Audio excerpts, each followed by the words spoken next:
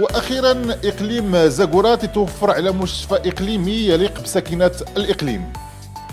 بالمناسبه ديال الذكرى 48 انطلاق المسيره الخضراء المضفره، عامل الاقليم فؤاد حجي والوفد المرافق له قاموا يوم امس ثلاثاء 7 نوفمبر الجاري باعطاء الانطلاقه الفعليه لتشغيل الشطر الاول من مشروع التوسعه، واللي كانت موضوع اتفاقيه شراكه بين وزاره الصحه والحمايه الاجتماعيه وعملت زاغورا، المجلس الجهوي لدرعا تافيلالت، الوكاله الوطنيه لتنميه مناطق الواحات وشجر الاركان، والمجلس الاقليمي لزاغورا واللي هو حامل المشروع.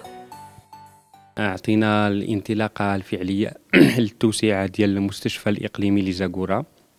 هاد التوسعة اللي من بين الإضافات النوعية ديالها أنها نقلات الطاقة الاستيعابية ديال المركز الاستشفائي ديالنا من 43 سرير ل 83 سرير، كما أننا أول مرة غادي يكون عندنا في زاغورا قسم ديال الإنعاش بثلاثة الأسرة، وهو الأمر اللي ممكن أنه يحسن من الوضع الصحي داخل الإقليم ديالنا، ويقلل أيضا من الحالات اللي كان دائما كنرسلوها للورزازات والمراكش من أجل الاستشفاء. اليوم الحمد لله نقدر نقولوا بأنه عندنا واحد المستشفى إقليمي متكامل من خلال مصلحة الإنعاش اللي كتعتبر واحد القيمة مضافة، خصوصا مع نوع العمليات الجراحية اللي كتدار في الإقليم ديالنا العزيز. التوسعة شملت أخيرا إنجاز مصلحة للإنعاش الطبي، وهو المطلب الأساسي لساكنة الإقليم والأطر الطبية المشتغلة بالمركز الاستشفائي الإقليمي لزاغورا. التوسعة شملت كذلك إنجاز مصلحة لطب الأطفال والطب العام، بالإضافة إلى إنجاز قاعة ثالثة للعمليات الجراحية.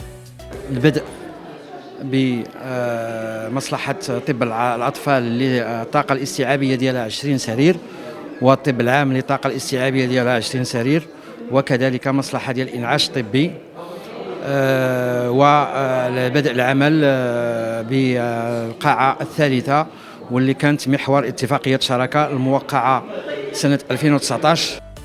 هذه التوسعة تهدف إلى التكفل الأمثل بالمرضى والرفع من عدد العمليات الجراحية ونقص من عدد الإحالات إلى المستشفيات المجاورة. طبيعة الحال هذا الشيء لمسناه باقتناء مجموعة من المعدات الطبية اللي جات في إطار اللي مولاتها وزارة الصحة والاندياش، وهذا الشيء لمسناه في عدد العمليات الجراحية اللي ارتفعت، وماشي غير ارتفعت حتى من ناحية الجودة ديالهم، فقد تم القيام بمجموعة من العمليات الجراحية اللي كانت كتقام في المستشفيات الجامعية. وفي نفس الإطار تم إعطاء الانطلاقات ديال البدء في استغلال مصلحة الطب النفسي بمستشفى الدراق، واللي تدخل في نفس الاتفاقية بتكلفة مالية ديال 51 مليون درهم. اللي الأهداف ديالها هو التكفل بمرضى الأمراض العقلية والنفسية، وهذا الشيء كل شيء جاء في إطار تنزيل مقتضيات الخريطة الصحية بالإقليم.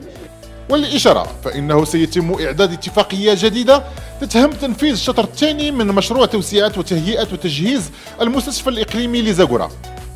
كما تم بالمناسبة توقيع اتفاقية شراكة بين كل من المجلس الإقليمي والمندوبية الإقليمية لوزارة الصحة والحماية الاجتماعية، المندوبية الإقليمية للتعاون الوطني، وجمعية شفاء للتنمية واحد درعا، حول تخصيص فضاء لفائدة جمعية شفاء للقيام بأنشطتها الصحية.